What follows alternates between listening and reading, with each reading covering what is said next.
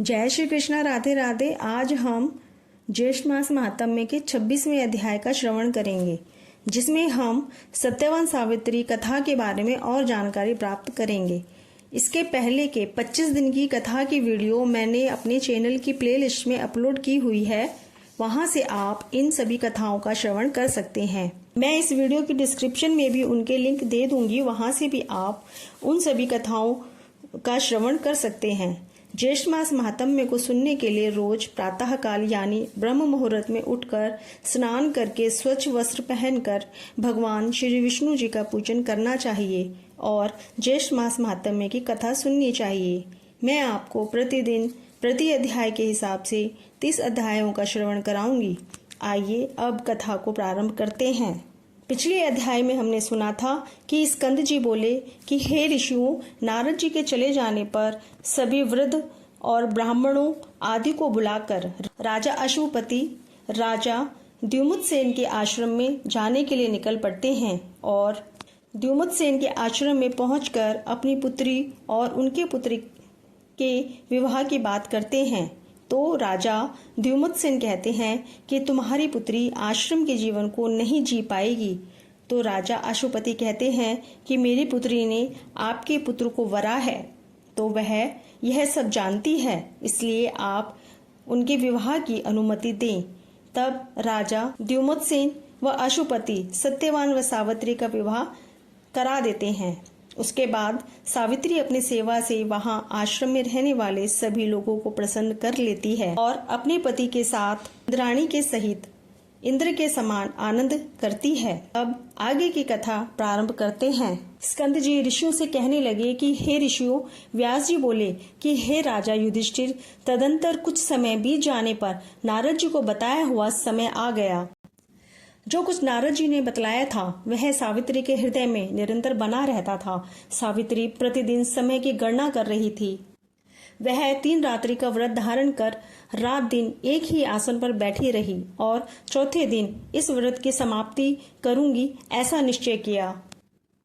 राजा द्युमत्सेन अपनी पुत्र वधू का दुख साध्य नियम सुनकर दुखी हो गया और स्वयं उठकर सावित्री के पास आए और यह श्रेष्ठ वचन बोले कि हे राजपुत्री, तुमने यह अति कठिन नियम का प्रारंभ किया है। स्कंद जी बोले कि हे ऋषियों, 3 दिन का समय बहुत कठिनता से बीतने योग्य है, क्योंकि 3 दिन में अपने पति की मृत्यु का कारण जानकर इसी बीच में उस तपस्वी ने 3 दिन का नियम ग्रहण किया। उसको यह निश्चय था कि चौथे दिन उसका पति मर जाएगा। इसी प्रकार सत्यवान कुठार यानी कुल्हाड़ा और पिटक यानी टोकरी लेकर लकड़ियां लेने के लिए वन को चला। उस सत्यवान को वन में जाता हुआ देखकर सावित्री बोली कि हे मानद, आज आप मेरे कहने से वन को ना जाइए। यदि आप जाना ही चाहते हो तो मैं भी आपके साथ चलूंगी। हे प्रभु, मुझको इस वन तथा आश्रम में रहते हुए 1 वर्ष बीत गया है। सत्यवान कहने लगे कि हे सुश्रोणी, मैं स्वतंत्र नहीं हूँ, मेरे माता पिता से पूछ लो। हे शुचि स्मिते, यदि वह कहें तो मेरे साथ चली चलो। पति के ऐसा कहने पर वह कमल नेत्री अपने सास ससुर के पास गई और उनके चरणों में प्रणाम करके कहने लगी कि मैं वन देखने के निमित्त जाना चाहती हूँ, आप मुझे आज्ञा दीजिए। मेरा मन पति के साथ वन जाने को कह रहा है। सावित्री के ऐसे वचन सुनकर राजा द्युमत्सेन बोले कि हे भद्रे, हे सुव्रते, तुमने व्रत किया है, अब उसके पालना का समय है, उसका पालना करो। उसके पालना के पश्चात तुम वन को जा सकती हो। तब सावित्री बोली कि हे तात, मैंने रात्रि को चंद्रोदय होने के पश्चात भोजन का नियम किया है और हे तात, आज मैं पति के साथ वन देखना चाहती हूँ। हे नराधीप, मुझे पति के साथ वन में किसी प्रकार का कष्ट नहीं होगा। यह बात सुनकर राजा द्युमत्सेन बोले कि हे पुदी, सुमध्य में जैसा तुम चाहती हो वैसा ही करो। हे मुनीश्वर, सावित्री सास ससुर को प्रणाम कर सत्यवान के साथ वन को चल दी। वह मनस्विनी बार बार अपने पति को देखती रही तथा विकसित पुष्पों वाले वृक्षों और सुंदर फलों वाले वृक्षों से व्याप्त वन को भी देखती जाती थी। उस वन के वृक्षों के नाम पूछती हुई और कभी मृग समूह को देखती हुई वह सावित्री हृदय से कांप रही थी। उस वन में जाकर सत्यवान ने शीघ्र फलों को लेकर काष्ठ को भी ले लिया, एक भर बांधकर तैयार कर लिया।